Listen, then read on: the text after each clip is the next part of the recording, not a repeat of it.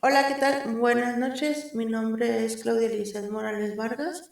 Soy estudiante de la maestría en Educación Física y Deporte de la Escuela de Licenciatura en Educación Física, profesor Antonio Estopier Estopier.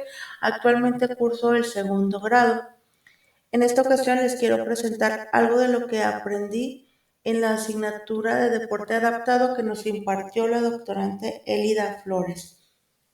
De antemano quiero agradecer a la doctorante por en su entusiasmo al impartir esta asignatura, ya que nos contagió y nos transmitió las ganas de seguir preparándonos para ejercer mejor nuestra labor como docentes de educación física. En mi caso, pues tengo alumnos con discapacidad y al cursar esta materia me dan muchas ganas de seguir preparándome para un mejor desempeño como docente. Bien, comenzaré tal cual nos empezamos en esta asignatura con el concepto de normalidad. La pregunta es, ¿qué es normalidad? La normalidad es un concepto multidimensional y depende del contexto en el que se analice.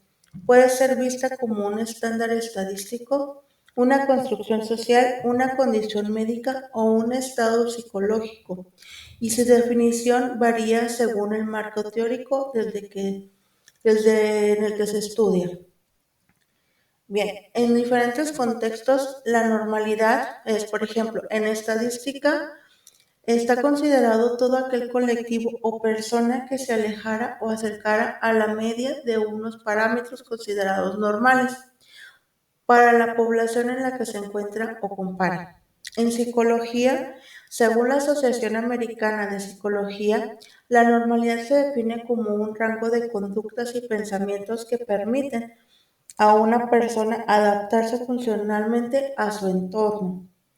En el ámbito social, desde un punto de vista cultural, cuando una persona o grupo se ajustara a una serie de pautas o comportamientos establecidos por la sociedad en la que reside. En el ámbito legal, desde el punto de vista jurídico, en el que la normalidad se establece a base de unos parámetros estipulados, como lo marca la ley, según las leyes, según las normas, es a lo que se refiere este ámbito. En la salud, pues es a toda aquella persona que no tuviera una alteración notable en su estado de salud. Bien, pues aquí la normalidad maneja a una persona que se adapta al medio en cualquiera de los ámbitos.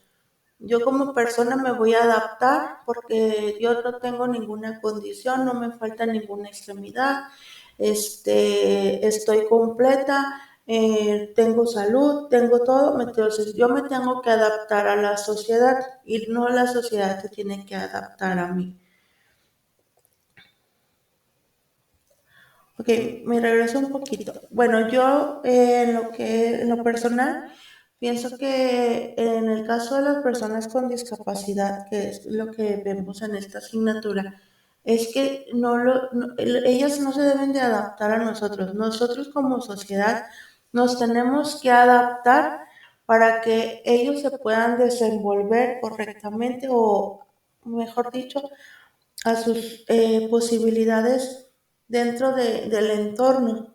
Por ejemplo, en una escuela, la escuela, si recibe un niño con discapacidad, un niño con silla de ruedas, pues tiene que adaptarse y poner lo que son las rampas, los accesos para que el niño pueda acceder a todas las áreas y pueda transitar libremente. O alguna persona, este, que en la sociedad, por ejemplo, vemos que en las calles, en las esquinas, simplemente las rampas no están condicionadas totalmente para que las personas en silla de ruedas puedan transitar. Entonces yo pienso que la normalidad es que nosotros nos adaptemos a las personas con discapacidad, no ellos a nosotros.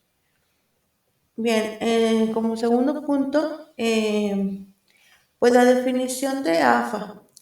¿Qué es AFA? AFA es la actividad física adaptada. La doctora nos manejó algunos autores y pues yo rescaté los que yo consideré interesantes.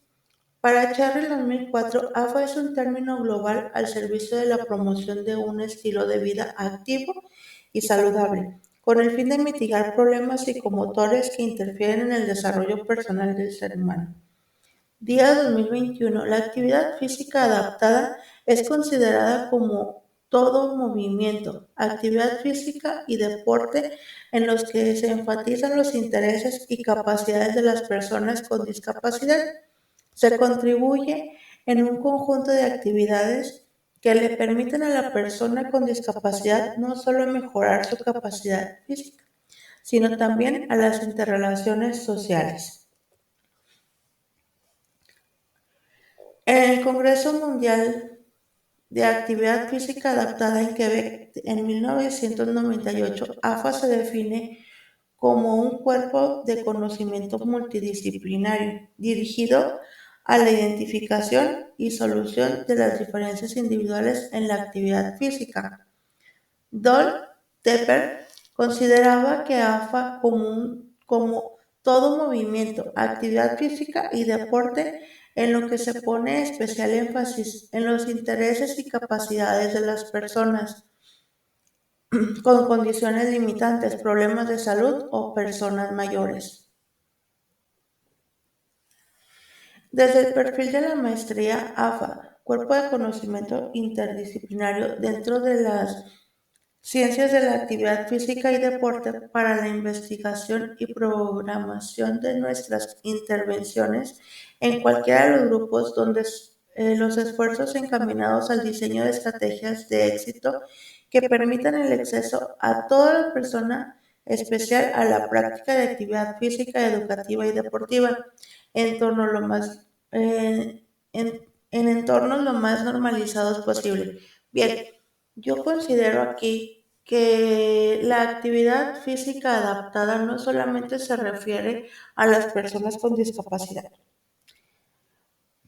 En las personas con discapacidad, bueno, pues se les ponen implementos adaptados para que puedan realizar la actividad física, se hacen adecuaciones, se llevan las clasificaciones, pero también en la actividad física adaptada, pues tenemos que considerar a las personas con obesidad, a las personas que se cansan rápido cuando hacen alguna actividad o al respirar, en alguna persona adulta. O sea, nosotros como educadores físicos, pues tenemos que buscar las estrategias para poder integrar a las personas que tienen alguna condición, no solamente una condición motriz, sino, por ejemplo, como les decía, de una persona con obesidad, como es mi caso.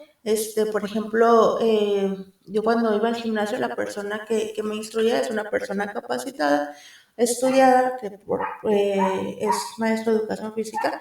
Él me ponía mi rutina conforme a mis necesidades y a mis posibilidades. No me podía poner una rutina igual que las demás personas. Entonces ahí está adaptando la actividad física para mis necesidades.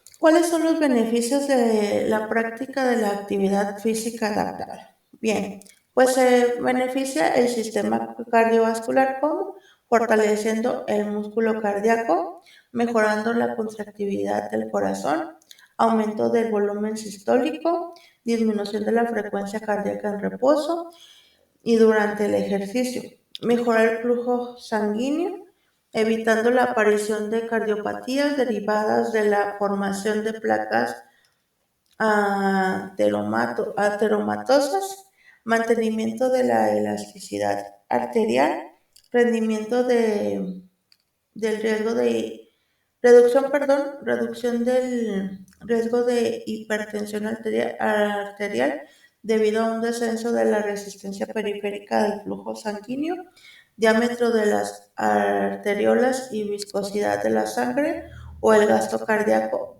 volumen sistólico.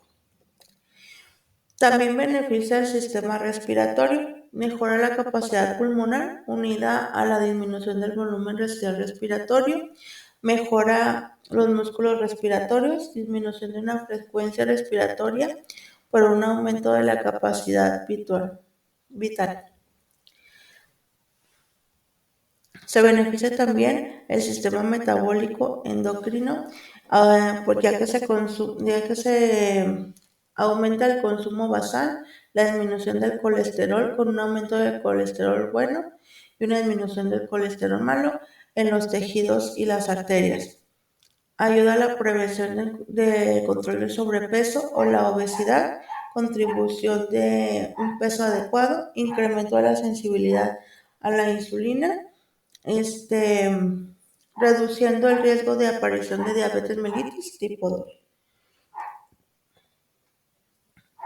El beneficio en el aparato locomotor es que mantiene los músculos con un tono y capacidad funcional adecuados, remarcando la función del sostén de pose de la columna vertebral, la conservación de la flexibilidad en las articulaciones, permitiendo una mayor relación con el medio y una autonomía mayor. Pues, por ejemplo, ahorita hay muchas personas que se vuelven sedentarias, que tienen sobrepeso, que tienen obesidad, y pues, por ejemplo, hasta realizar una actividad como abrocharse las agujetas resulta complicado.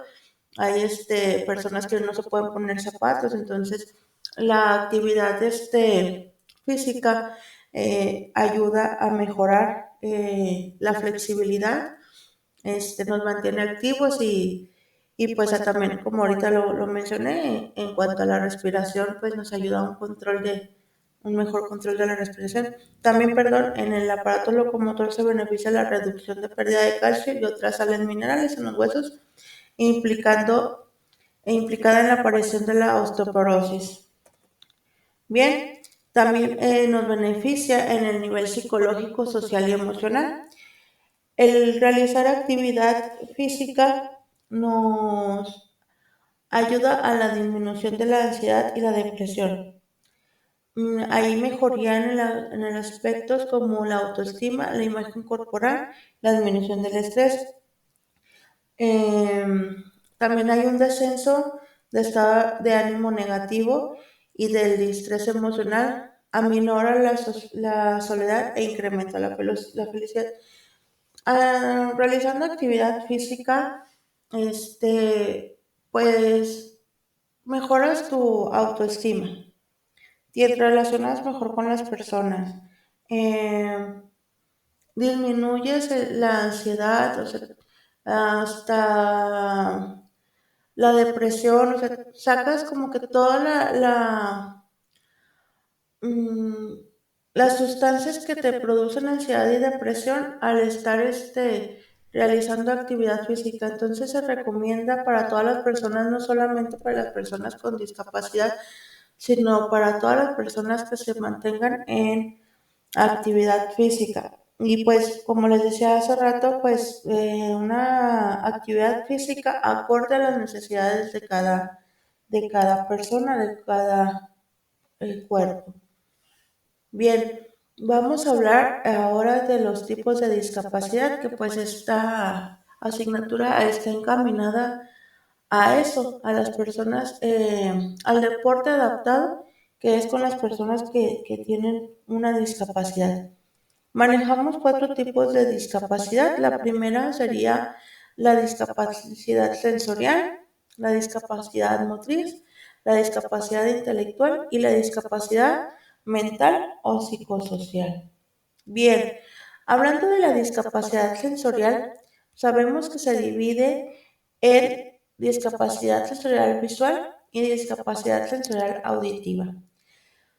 La visual dice que la deficiencia visual se puede definir como cualquier pérdida visual del sujeto, la cual admite graduaciones, es decir, puede ser una pérdida total o parcial.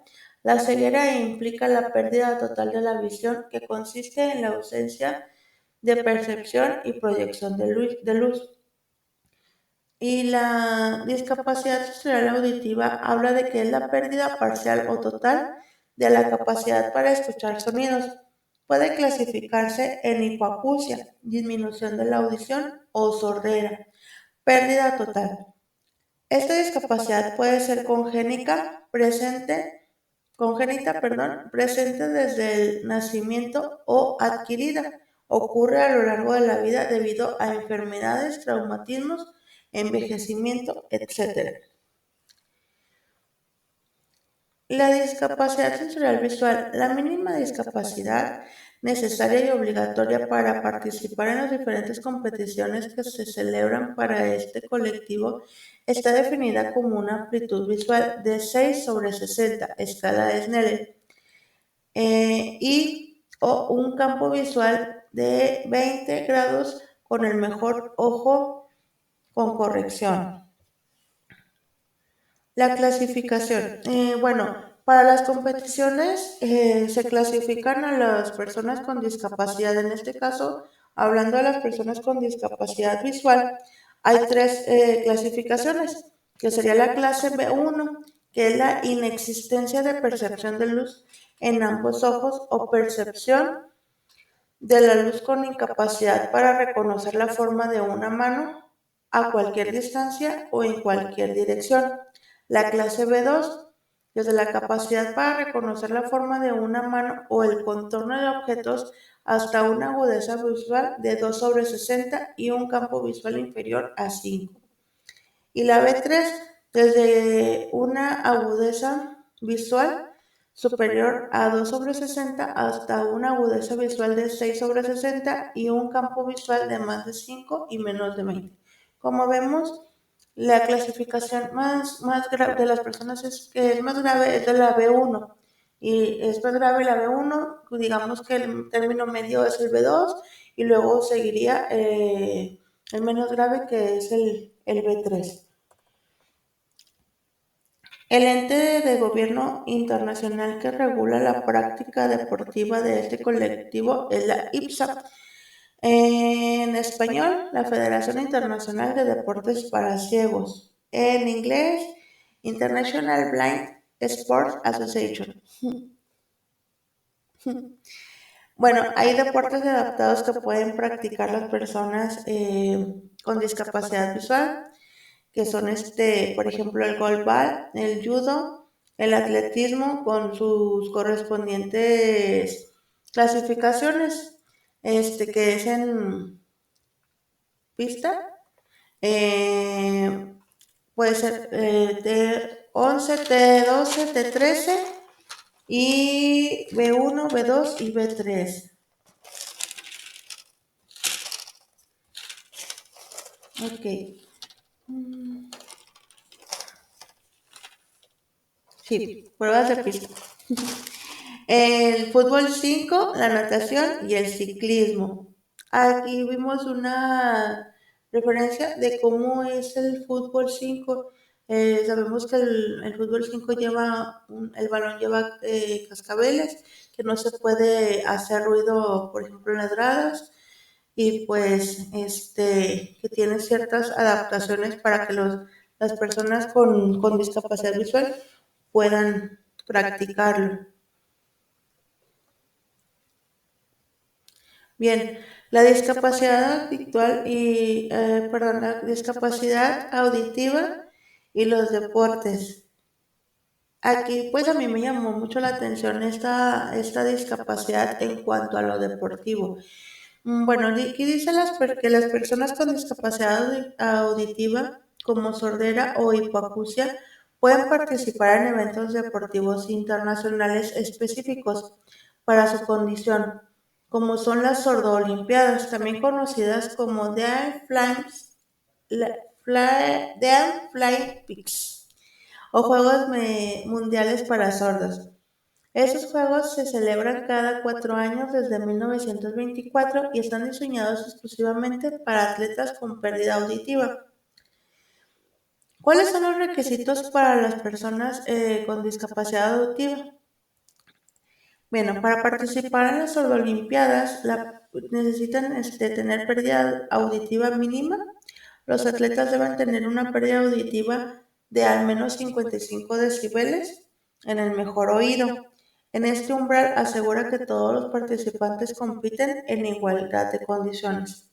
Clasificación deportiva, además de cumplir con el criterio de pérdida auditiva, los deportistas deben alcanzar las marcas mínimas establecidas para cada disciplina, similar a los estándares requeridos en otros eventos deportivos internacionales.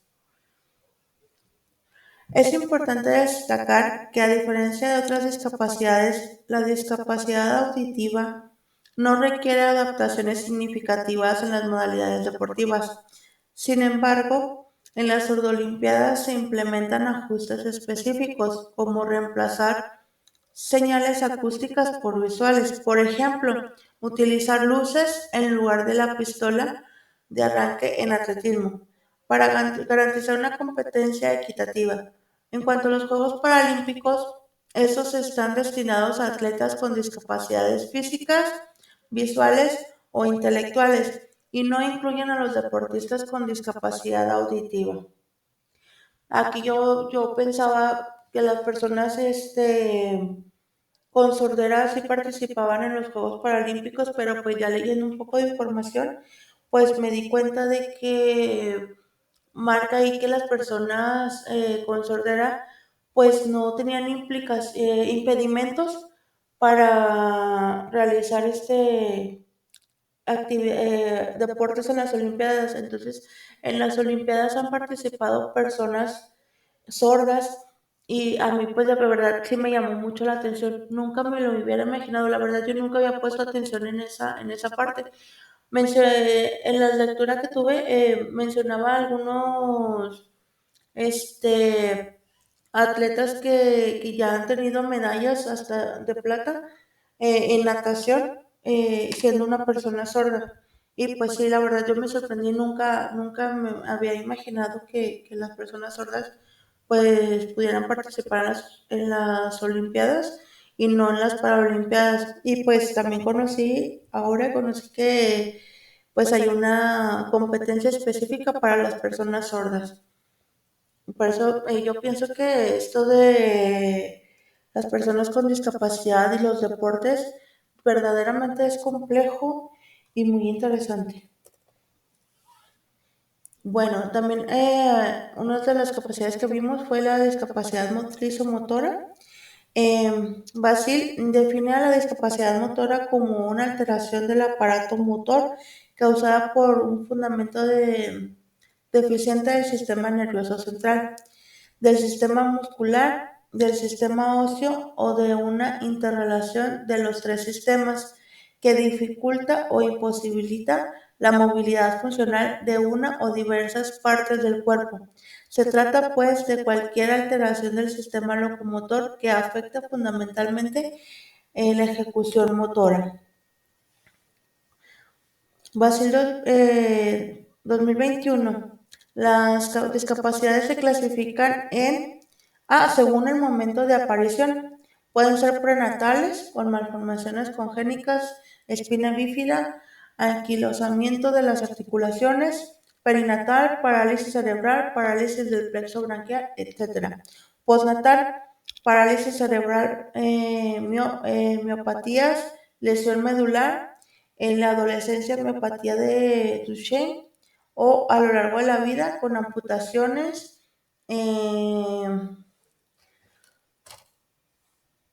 traumatismo craneoencefálico, etcétera. Según la etiología,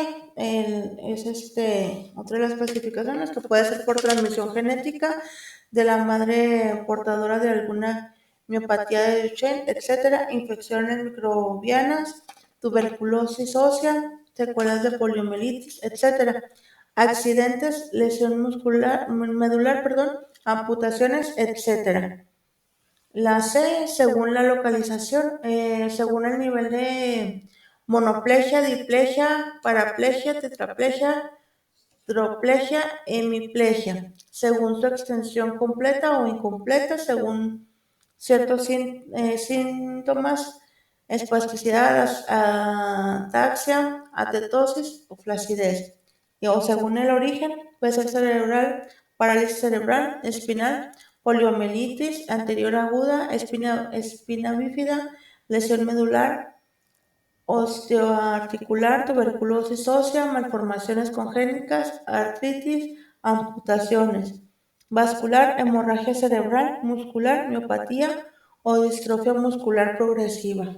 Pues aquí pues nos mencionan diferentes tipos de clasificaciones de la discapacidad motriz. Y luego hablamos de la discapacidad intelectual. Mm, La Asociación Americana sobre la Deficiencia Mental aportó en su manual sobre la terminología y clasificación la siguiente definición.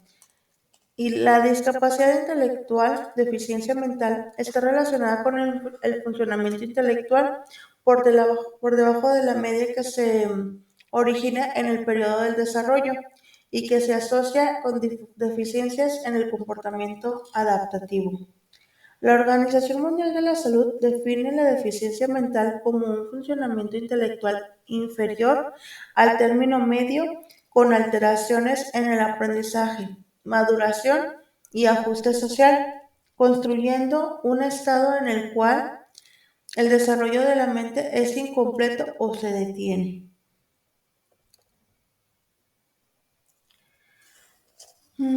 La clasificación del retraso mental puede ser al límite, o sea, que una persona que es normal y un poquito y que está pasando al retraso mental es con un coeficiente intelectual de 83 a 67 puntos. Ligero es una persona que apenas pasó los límites, que es entre el 66 y 50 puntos. Moderado, del coeficiente intelectual entre 49 y 33 puntos. Grave, con un coeficiente intelectual de 32 a 16 puntos y profundo con un coeficiente intelectual de 16 puntos. Aquí pues lo que vimos pues fue que hay personas con retraso mental que son funcionales, que pueden hacer las cosas, que pueden adaptarse a la vida cotidiana. Por ejemplo, los que más facilidad tienen son los que están en el límite y los que están en el nivel ligero. Y pues aquí es solamente motivarlos, estarlos monitoreando, estarlos apoyando para que puedan ellos hacer una vida normal, porque pues son personas que sí tienen la forma de realizar las actividades y que se pueden valer por ellos mismos, siempre y cuando pues se les siga trabajando esa parte y pues se les apoye en su totalidad, ¿verdad?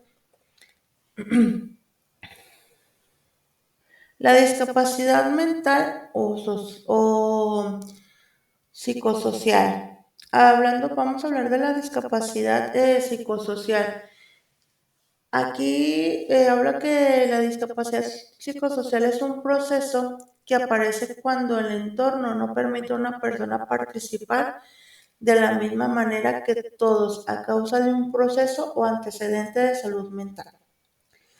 Este es un problema principalmente social y un poco reconocida, catalogada como una enfermedad desamparada, y justamente por su desconocimiento denominada la cenicienta de las discapacidades, dado que tal y como refiere la Organización Mundial de la Salud, hace alusión a aquellos sujetos que con diagnóstico de trastorno mental han sufrido los efectos sociales negativos del estigma, la discriminación y la exclusión, por lo que el binomio tradicional normal biológico visto desde la discapacidad psicosocial inculca una concepción mental no legítima, generando juicios y situaciones estigmatizantes como las antes mencionadas.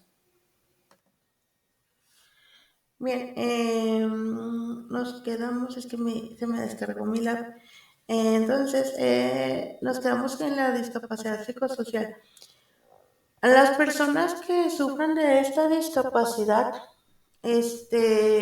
bueno, yo vi un caso en la escuela donde trabajo, hace unos días salió una maestra de ahí de mi escuela, pidió su permuta y llegó una maestra nueva. Eh, Venía corrida, así se le puede decir, de otra escuela, de ahí mismo cerca de la comunidad donde yo trabajo. Llegó a mi escuela y las madres de familia no la dejaron llegar porque la maestra traía antecedentes de esquizofrenia, violencia contra los niños y cosas y trastornos mentales. No la dejaron llegar a la escuela. Y a mí se me hizo como que un acto discriminatorio porque pues la maestra está atendida totalmente, tiene tratamiento con un psiquiatra, está medicada, pero como las mamás conocían de estos antecedentes, pues no la dejaron llegar. Entonces yo pienso que como sociedad sí nos falta mucha cultura en cuanto a todas las enfermedades, en todas las discapacidades. Y justo pues por ejemplo, yo en lo personal no sabía que los trastornos eran discapacidades, trastornos como la esquizofrenia, los trastornos por depresión, o sea, la verdad, yo no lo veía como una discapacidad y siento que como sociedad nos hace falta mucha cultura sobre esto.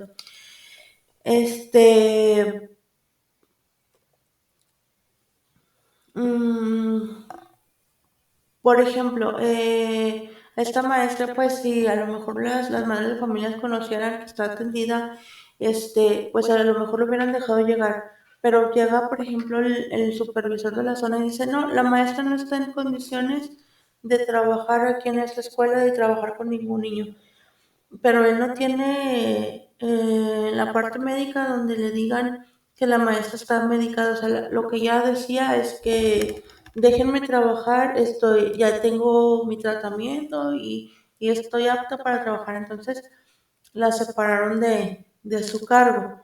Bien, sigamos. Bueno, la discapacidad mental o psicosocial por trastorno de la personalidad o alteraciones emocionales se entiende aquellas alteraciones de los estados de ánimo o de la capacidad de relación de la persona siguiendo esas características. Incapacidad para desarrollar o mantener relaciones interpersonales con los demás. Formas inapropiadas de comportamiento en circunstancias normales. Estados de ánimo de tristeza, infelicidad o depresión. Tendencia a desarrollar síntomas físicos o temor social con problemas personales y escolares. Incapacidad de aprender no explicable por factores intelectuales, sensoriales o de salud. Bien, y pues yo, eh, bueno, ahorita les comento. En alguna de las descripciones que se incluyen en este tipo a este grupo se consideran como discapacidad únicamente si están acompañadas de adjetivos o descripciones que indiquen que la dificultad es grave, severa, importante o que impide trabajar. Algunas de las condiciones que se incluyen son trastorno de la conducta, trastorno de la personalidad, pantofobia, que es el temor a toda clase de objetos, personas o situaciones, agorafobia, temor a lugares públicos abiertos, afefofobia o afefofobia, miedo a tocar o ser tocados. Bien, pues tuvimos una tarea donde teníamos que investigar algunas discapacidades mentales y psicosociales. Pues yo pues le agrego el que es, bueno, el límite de la personalidad, trastorno por déficit de atención, que es muy común, que a los niños de preescolar y de primaria los sean diagnosticados con este trastorno, trastorno de la conducta, trastorno de la personalidad, depresión mayor, trastorno bipolar, obsesivo compulsivo, la ansiedad generalizada, la esquizofrenia y el espectro autista. te digo que, por ejemplo, yo trabajo con niños autistas y de verdad que la teoría se queda muy corta con lo que es la práctica. En un solo grupo tengo 5 niños autistas y los 5 son totalmente diferentes, tienen diferentes comportamientos, diferentes necesidades, entonces pues yo me tengo que ir adaptando a cada uno de ellos para poder trabajar y que ellos sean incluidos en las actividades. También pues investigué algunas fobias, de verdad que son muchísimas fobias. Y pues yo investigué algunas, por ejemplo, bueno, y ya mencioné pantofobia, agorafobia y afebofobia. También está la sociofobia, que es el miedo a las interacciones sociales. Sociofobia, miedo, perdón, ¿esa es esa? Sociofobia, la antropofobia, miedo a las personas o las multitudes. Glosofobia, miedo a hablar en público. Yo pienso que yo tengo esa fobia, porque a mí sí me da mucho miedo hablar así en público y batallo mucho. Lo hago, pero sí, sí es muy, muy difícil para mí. Claustrofobia, miedo a los espacios cerrados. Demofobia, miedo a las multitudes o las reuniones sociales. Eufofobia, miedo a oír buenos elogios. Uno pudiera pensar, ¿cómo es posible que alguien tiene miedo a que le digan que hizo algo bien? O sea, eso también es una fobia. La alofobia, miedo a hablar o a ser escuchado. Hay muchas personas, por ejemplo, hay niños que de verdad no hablan en clase. Por ejemplo, yo, una disculpa si hablo mucho sobre lo que yo tengo de experiencia, pero tengo una niña en tercer grado que de verdad batallo mucho para que se exprese. Por ejemplo, simplemente cuando paso lista, la nombro y no quiere hablar hasta que le dicen, le llaman por su nombre y ya la niña voltea y levanta la mano, pero se agacha. Y o si le pregunto algo y no habla. Entonces, pienso yo que pudiera ir por ese lado. No le gusta hablar, es muy raro yo escucharla a la niña hablar y le he preguntado a su maestra y dice que no, que con ella tampoco se expresa y batalla mucho para comunicarse y relacionarse con sus compañeros. Como les dije ahorita, esta asignatura para mí debió de haber durado más. Es muy interesante, muy compleja y pues a mí me deja con muchas inquietudes y con ganas de seguir leyendo y capacitándome. Después, pues al final vamos a hablar ya de los deportes adaptados, deportes que se han ido adaptando poco a poco con el paso del tiempo para que las personas con discapacidad también lo puedan practicar. Bien, yo investigué aparte de los que la doctora nos proporcionó en las diapositivas, yo investigué algunos otros. Bueno, los deportes adaptados son deportes de invierno y de verano.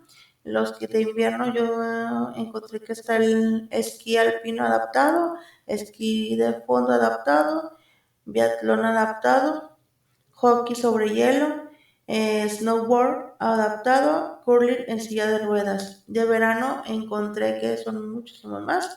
Por ejemplo, está el atletismo, la bocha, el baloncesto, el ciclismo, el esgrima, fútbol para ciegos, fútbol para personas con parálisis cerebral, wallball, eh, alterofilia o powerlifting, hípica adaptada, ecuestre paralímpico, judo adaptado, que es para atletas con discapacidad visual, natación adaptada, parangüismo adaptado o para canoe. Este es acuático, remo adaptado, rugby en silla de ruedas, taekwondo, tenis de mesa adaptado, tenis en silla de ruedas, tiro con arco, tiro deportivo adaptado, triatlón adaptado y voleibol, perdón, sentado. Lo que bueno, los deportes adaptados se adaptan, por ejemplo, como lo mencionaba hace rato, en cuanto, por ejemplo, a los, ¿cómo se llama?